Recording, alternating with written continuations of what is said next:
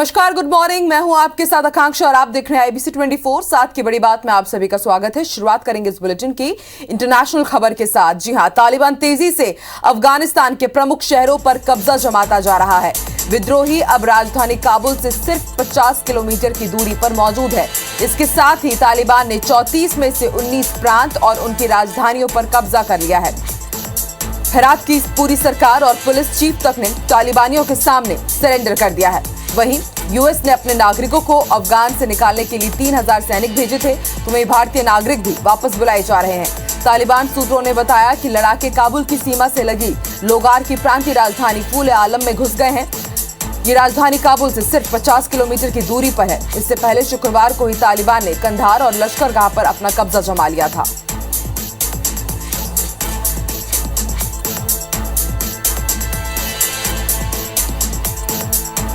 तो लगातार इन दिनों तालिबान जिस तरह से खूनी खेल खेल रहा है अफगानिस्तान में, वो सुर्खियों में है। तालिबानियों का कहर हर रोज बढ़ता जा रहा है और अफगानिस्तान की जो राजधानी है काबुल, बताया जा रहा है कि अब सिर्फ उससे तालिबानी और उनका दल 50 किलोमीटर दूर है। ऐसे में माना जा रहा है कि अब जल्दी काबुल भी इनके कब्जे में हो जाएगा। आपको बता दें, 34 में से 19 प्रांतों पर तालिबानियों ने अपना कब्जा कर लिया है।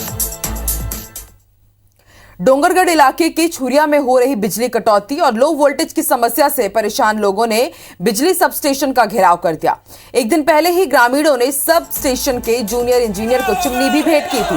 इसके बाद शुक्रवार को सुबह 11 बजे से धरना दे रहे ग्रामीणों ने रात होते ही घेराव कर दिया। आधी रात के बाद तक ग्रामीण घेराव कर धरने पर बैठे रहे। ग्रामीणों का कहना है कि बिजली कटौती और लो वोल्टेज की वजह से वो खेतों में पानी पहुंचाने के लिए मोटर पंप नहीं चला पा रहे हैं। ग्रामीणों ने चेतावनी दी है कि अगर उनकी समस्या का जल्द समाधान नहीं हुआ तो वो 16 अगस्त को नेशनल हाईवे जाम करेंगे। इस संबंध में उन्होंने कलेक्टर को ज्ञापन भी सौंपा है।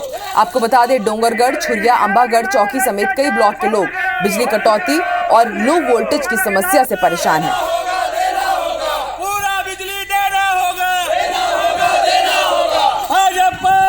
तो तस्वीरें हम आपको दिखा रहे हैं। ये ग्रामीण है डोंगरगढ़ के छुरिया गांव के, जहां पर लो वोल्टेज की समस्या से और बिजली कटौती की समस्या से ये बहुत ज्यादा परेशान है। और कल देर रात इन्होंने बिजली सब स्टेशन का घेराव किया और एक दिन पहले ही इन्होंने सब स्टेशन के जूनियर इंजीनियर को चिमनी भी भेंट की थी। अब इनका कहना है कि अगर जल्द से जल्द इनकी समस्या का निराकरण नहीं किया गया तो अब ये नेशनल हाईवे भी जाम करेंगे और इसके लिए इन्होंने कलेक्टर को ज्ञापन भी सौंप दिया है।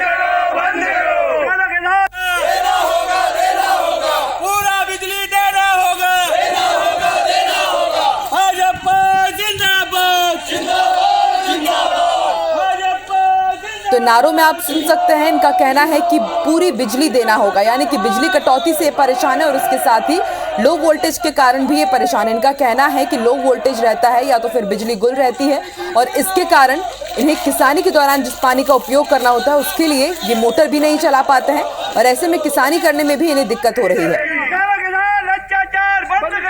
अंबागढ़, छुरई के साथ कई ऐसे ब्लॉक है जहां पर बिजली कटौती और लो वोल्टेज से ये परेशान है। सागर मेडिकल कॉलेज में इलाज के दौरान एक विचाराधीन कैदी की मौत पर शुक्रवार को छतरपुर में जमकर बवाल हुआ। मृतक के परिजनों ने अंतिम संस्कार से इंकार करते हुए आकाशवाणी केंद्र के पास जाम लगा दिया। सूचना पर डीएसपी के साथ बड़ी संख्या में पुलिस बल मौके पर पहुंचे और परिजनों का आरोप है कि जेल में उसके साथ जमकर मारपीट की गई है।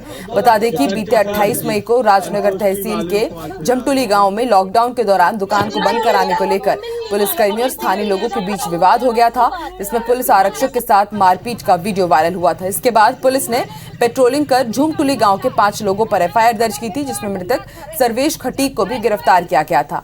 एक दिन पहले परिजनों को सर्वेश की मौत की सूचना भी मिली थी, जिसके बाद उन्होंने यहां जमकर हंगामा किया। पुलिस के समझाने के बाद वो वापस लौट गए, लेकिन लगातार मृतक की बेटी के नाम 10 लाख रुपए की मांग करते रहे। देर रात अंतिम जानकारी मिलने तक उन्होंने मृतक का अंतिम संस्कार नहीं किया है। मैं तो अपने गांव से आया, मुझे कल पता चला मेरा भाई डेथ कर गया है। मरने के बाद हम लोगों को पता चला है, पहले नहीं किसी ने बता सके कि मेरे तुम्हारा भाई बीमार है क्या है। मरने के बाद में मेरे को दी है डेड बॉडी ले लो। बॉडी की पीएम करवाया गया, रिपोर्ट आने के बाद और सर पीड़ित पक्षकार ने तत्कालीन थाना प्रभारी बमीठा और कुछ पुलिसकर्मियों के जी और ज्यादा जानकारी के लिए बात करेंगे हमारे सहयोगी शशांक से। शशांक, क्या कुछ ताजा अपडेट, क्या इस मामले का सुलझाया गया इसे? देखिए, मैं आपको बता दूं कि यह जो घटना थी ये 28 मई के दौरान की थी, जब दो आरक्षक, पुलिस आरक्षक थे जिनके साथ मारपीट का इनके ऊपर आरोप था, जो मृतक था, और कहीं ना कहीं जिसका एक वीडियो वायरल हुआ था और उसको लेकर के जो 307 धारा के तहत इनको आरोपी बनाया गया था और इनका एक जो बेटा है उनको भी इसी धारा के तहत इसमें FIR दर्ज की गई थी और गिरफ्तारी की गई थी। हालांकि इसमें इनका जो बेटा है इनको गिरफ्तारी से दूर रखा गया था और इसी तरह से इनका जो मामला था वो चल रहा था और एक छतरपुर में इनको रखा गया था। और कुछ दिन पहले इनकी जो स्वास्थ्य था, पुलिस के अनुसार जो स्वास्थ्य था वो इसमें कुछ गिरावट हुई या गड़बड़ी देखी गई, तो इनको जिला चिकित्सालय में इनको स्वास्थ्य का परीक्षण कराया गया था और जब गंभीर स्थिति होने पर इनको जो सागर BMC है वहाँ इनको रेफर किया गया था और उसके बाद इनकी जो मौत हो गई और इसकी सूचना जो है वो परिजनों को दी गई। हालांकि परिजनों का जो आरोप है कि कुछ दिन पहले उनकी मुलाकात हुई, उस समय बिल्कुल सख्त है कि अचानक जिस तरह से मौत पर उनको दी गई तो परेशान है। जिसके बाद उन्होंने इससे पहले छतरपुर में चक्का जाम किया, लेकिन वहाँ पुलिस आप नजर बना के रखिएगा। शुक्रिया पूरी जानकारी के लिए। तो विचाराधीन कैदी की मौत पर बवाल हुआ है। परिजनों का कहना है कि पुलिस ने मारपीट की है और उसके बाद ही उसकी हालत खराब हुई और फिर उसके बाद उसकी मौत हो गई है। छत्तीसगढ़ के मुख्यमंत्री भूपेश बघेल ने प्रदेश के वरिष्ठ मंत्रियों के साथ बड़ी बैठक की है, जिसमें 20 अगस्त को पूर्व प्रधानमंत्री राजीव गांधी की जयंती के दिन होने वाले विभिन्न कार्यक्रमों की तैयारियों को लेकर चर्चा की गई। बैठक में मंत्री रविंद्र चौबे, मोहम्मद अकबर, अमरजीत भगत और शिव डहरिया मौजूद थे। 20 अगस्त को राज्य सरकार राजीव गांधी किसान न्याय योजना के तहत 20.5 लाख से ज्यादा किसानों के खाते में 1500 करोड़ रुपए की राशि ट्रांसफर करेंगी। इसी दिन विभिन्न जिलों में नवनिर्मित कांग्रेस कार्यालय राजीव भवन का उद्घाटन भी किया जाएगा। इन कार्यक्रमों में सभी मंत्री, विधायक और कांग्रेस के जनप्रतिनिधि मौजूद रहेंगे। जो औपचारिक कार्यक्रम है वो तो होता ही है और छत्तीसगढ़ में 20 अगस्त को राजीव गांधी किसान न्याय योजना की पहली किस्त हम लोग हर साल जारी करते हैं, वो जारी होगा ही होगा। और छत्तीसगढ़ चूँकि किसानों का प्रदेश है, इसलिए किसान लंबे से उसको प्रतीक्षा करते रहते हैं और इसकी शुरुआत उस तारीख से होना है। 20 अगस्त को राजीव गांधी जयंती के मौके पर राजीव गांधी न्याय योजना की जो दूसरी किस्त है वो रिलीज की जाएगी और सीएम भूपेश बघेल ने इसके लिए कल तमाम कैबिनेट मिनिस्टर्स के साथ एक बड़ी बैठक ली है और कई महत्वपूर्ण दिशा निर्देश दिए और कई महत्वपूर्ण निर्णय भी लिए गए। इसके साथ ही इसी दिन कई जिलों में नवनिर्मित राजीव भवन का भी उद्घाटन किया जाएगा। सीएम भूपेश बघेल ने बड़ी बैठक ली है। किसान न्याय योजना राजीव भवन निर्माण को लेकर इसमें चर्चा की गई और इस बैठक में भूपेश सरकार के तमाम कैबिनेट मिनिस्टर्स भी मौजूद रहे। 20 अगस्त को कार्यक्रम होंगे और उनकी तैयारी कैसी रहेगी उस पर चर्चा की गई है।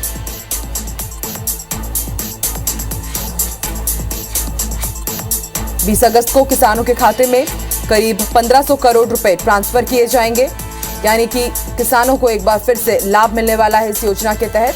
और इसका रोड मैप क्या होगा, रणनीति क्या होगी, इसको लेकर के कल सीएम भूपेश बघेल ने तमाम मंत्रियों के साथ बैठक की है।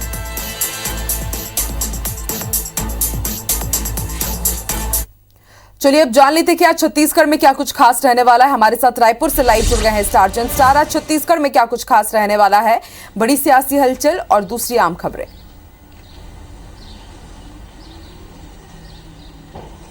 देखिए, छत्तीसगढ़ की यदि बात करें तो सबसे पहले आपको बता दूं कि जो राजभाषा आयोग है उसकी 14वें स्थापना दिवस पर आज एक कार्यक्रम आयोजित किया जा रहा है, जिसमें मंत्री अमरजीत भगत शामिल होंगे। मैं आपको बता दूं, राजभाषा आयोग के गठन का 14 साल है और स्थापना उनका हो रहा है, और ये बड़ा आयोजन के रूप में देखा जाता है, छत्तीसगढ़ की अस्मिता के साथ जुड़ा हुआ है और इसलिए काफी मायने रखता है ये आयोजन।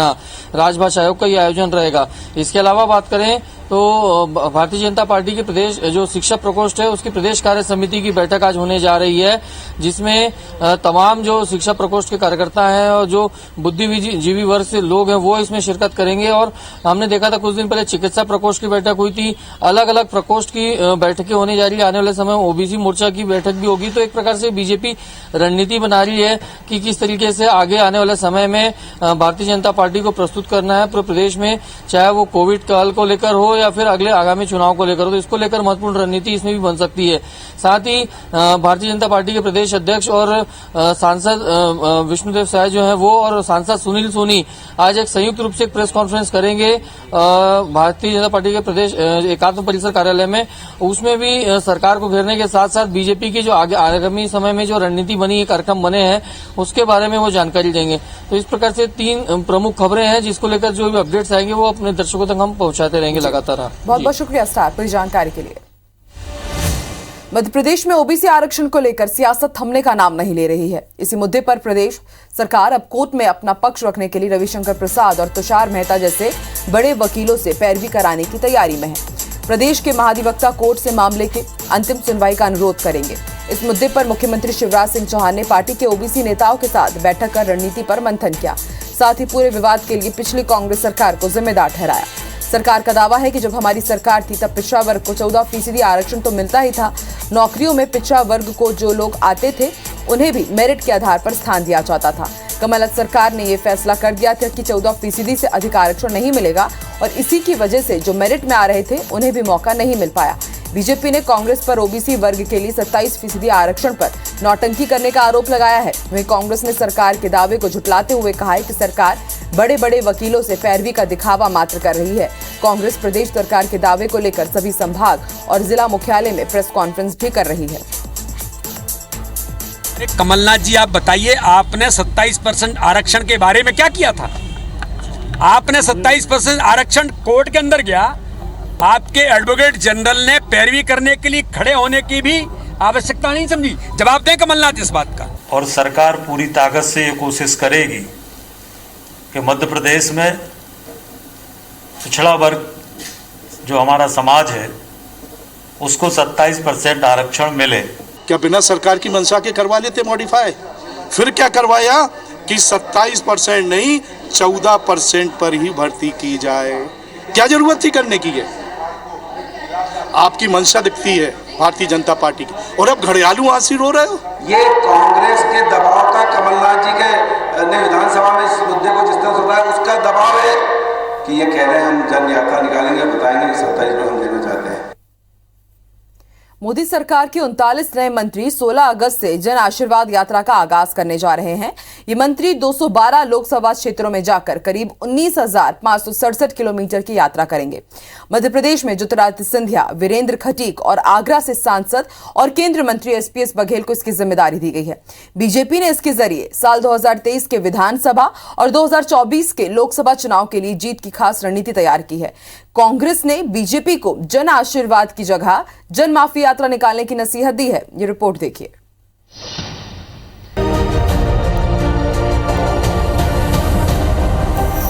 बीजेपी अभी से चुनावी मोड में आ गई है।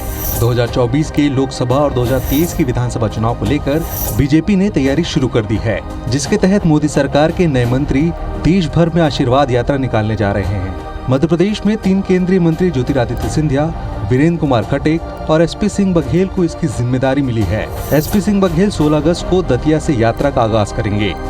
वो मां पीताम्बरम के दर्शन करेंगे। उसके बाद धार्मिक स्थलों, मीसाबंदियों के घर, शहीदों के घर और ऐतिहासिक स्मारकों पर जाएंगे। जाति विशेष के कार्यक्रमों में भी शामिल होंगे। एसपी सिंह बघेल कुल 177 किलोमीटर की यात्रा करेंगे, जिसमें 13 पड़ाव होंगे।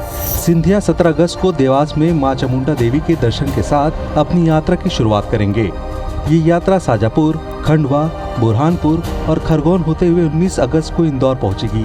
18 अगस्त को खरगोन में ज्योतिरादित्य सिंधिया की यात्रा में सीएम शिवराज सिंह चौहान भी शामिल होंगे। सिंधिया की यात्रा कुल 584 किलोमीटर की होगी, जिसमें 78 पड़ाव होंगे। 19 अगस्त को वीरेंद्र कुमार खट्टिक ग्वालियर से यात्रा का आगाज करेंगे।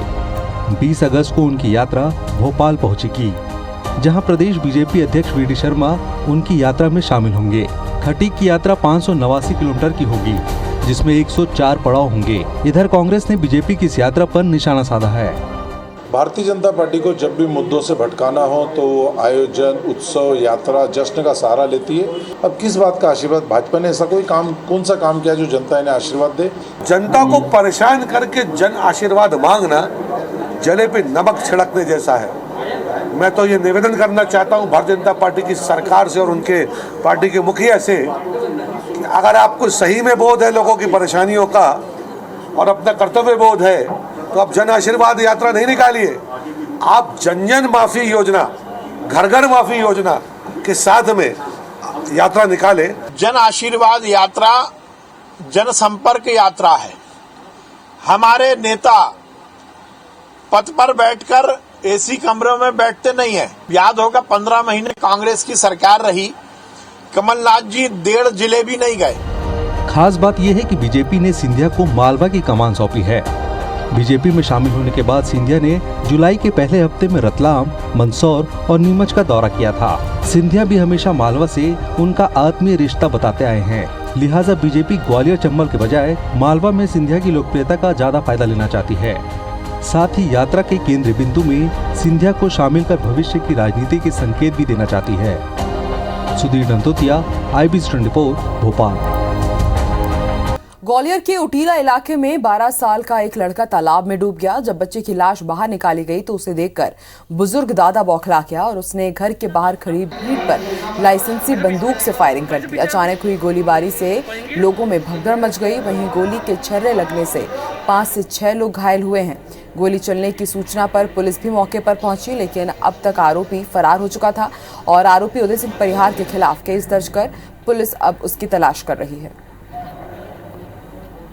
उनका बच्चा खत्म हो गया था तालाब में डूब गया। अच्छा, बस वैसे गुस्से में चला दी उन्होंने। एक लड़का 12-13 साल का पानी में डूब गया था तालाब में, तो उसी बात पर से उसके दादा ने आकर आक्रोश में आकर के 12 बोर की राइफल से फायर कर दिया। रायपुर में खमतराई इलाके में नवविवाहिता से गैंग रेप करने वाले 3 आरोपियों को पुलिस ने गिरफ्तार कर कोर्ट के आदेश पर जेल भेज दिया है। पुलिस ने मामले में राजेश साहू, मुकेश साहू और संतोष बेलदार को गिरफ्तार किया है। बता दें कि जांजगीर के नव दंपति काम की तलाश में रायपुर आए थे। बुधवार को दोनों खमतराई इलाके में अपने परिचित लोगों से मिलने गए थे। रात होने के कारण विवाहिता अपने पति के साथ बंजारी मंदिर परिसर में ही रुक गई। इस दौरान 2 आरोपी महिला के पति को काम दिलाने का झांसा देकर अपने साथ ले गए। इसके बाद उसे सुनसान जगह पर ले जाकर बंधक बना लिया। फिर तीनों आरोपियों ने महिला के साथ मंदिर परिसर में पहुंची और फिर पति के बुलाने का हवाला दिया, जिसके बाद महिला उनके साथ पिकअप में बैठ गई। आरोपी विवाहिता को सुनसान इलाके में ले गए और वहां उसके साथ दुष्कर्म किया।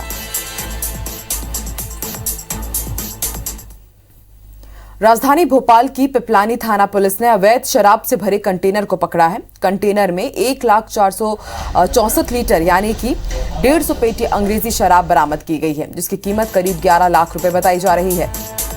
कंटेनर के केबिन में नीचे चैम्बर बनाया गया था, जिसमें शराब की पेटियां भरी हुई थी। बताया जा रहा है कि शराब की तस्करी दिल्ली से हो रही है। इधर बड़वानी में भी नकली शराब बनाने की फैक्ट्री सहित 23 पेटी नकली शराब और शराब बनाने की सामग्री को जब्त किया गया है। इस मामले में पुलिस ने 5 आरोपियों को भी गिरफ्तार किया है।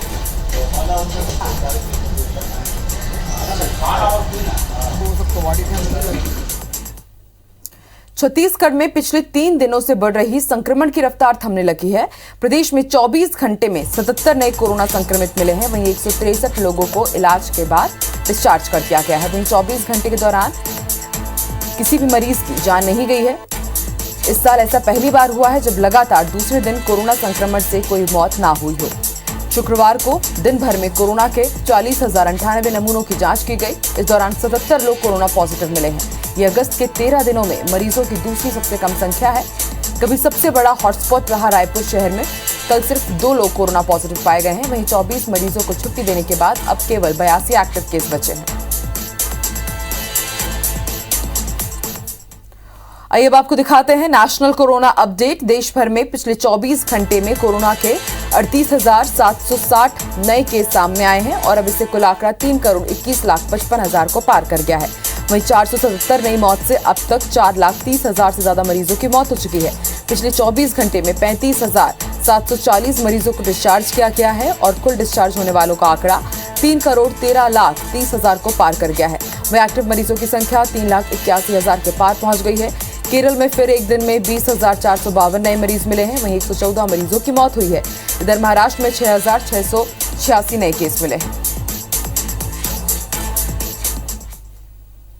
और अब बात मध्य प्रदेश के बड़वानी में चल रहे एक फर्जी वृद्धाश्रम की। जी हां, यहां के नवलपुरा टावर में के पास स्थित मां वृंदावन एनजीओ की ओर से एक वृद्धाश्रम का संचालन कई साल से किया जा रहा था